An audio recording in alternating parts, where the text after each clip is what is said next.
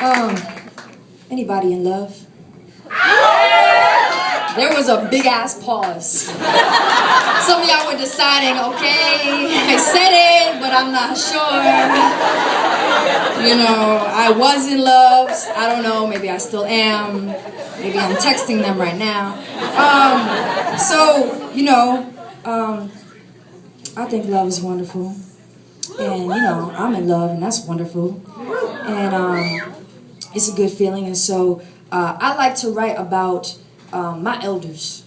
I'm very interested by my grandparents personally. I think that they teach us a lot, not just about life, but about love and how to sustain it. My grandparents have been together for over 60 years. And this next poem is the story of how they met. This is a story that my grandmother tells me with great pride. And that is why I wrote the poem, not because it was a cool concept. What is that? But because this meant something to her. And especially when we talk about our elders, sometimes it's real simple to them. And it's so much more complicated to us. We got the internet, we got all these ways to meet somebody, but to them it's like, I saw them, I loved them, I married them. And that's it.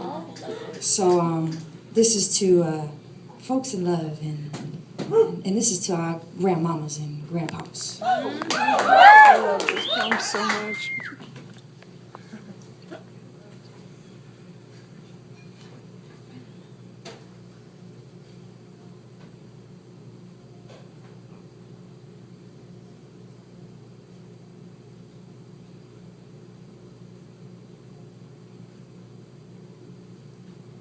When I met your grandfather, the Paradise movie theater was 53 cents. Our first date was at the Copacabana. Elaine set us up because she said he was nice. My mother's only advice was to take a picture with him to make sure he had at least one good side.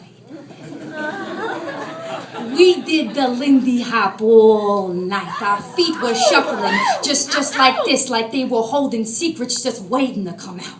And when he turned me, our hands knew where to find each other. It was like our bodies had made up their minds before we did.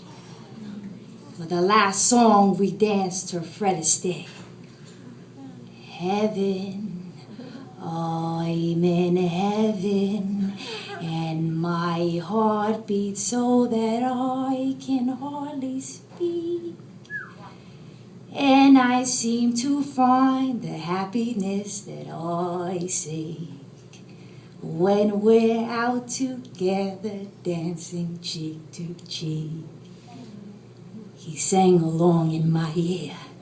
Each note was like a love letter he slipped when nobody was watching. His face was so soft on both sides, I knew my mother would be proud, but I was too busy swaying to notice it then.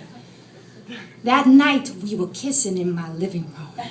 I didn't want to give him the wrong idea, so we saved our tongues in our pockets for after the wedding.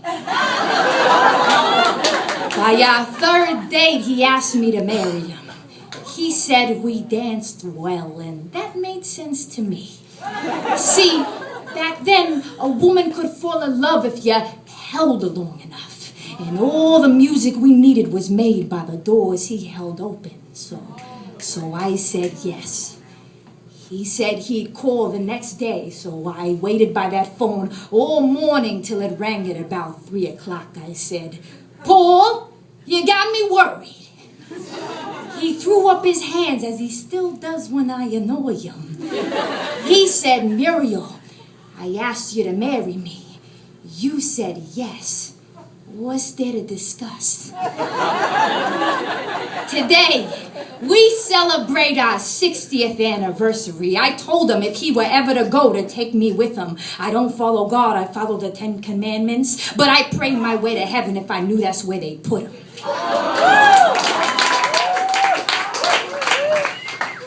We're two good people. See, we've had our problems, but we've learned how to move through the years. See, when you've been together this long, you learn some new dances, huh? But you never forget the ones that made you great. heaven. I'm in heaven.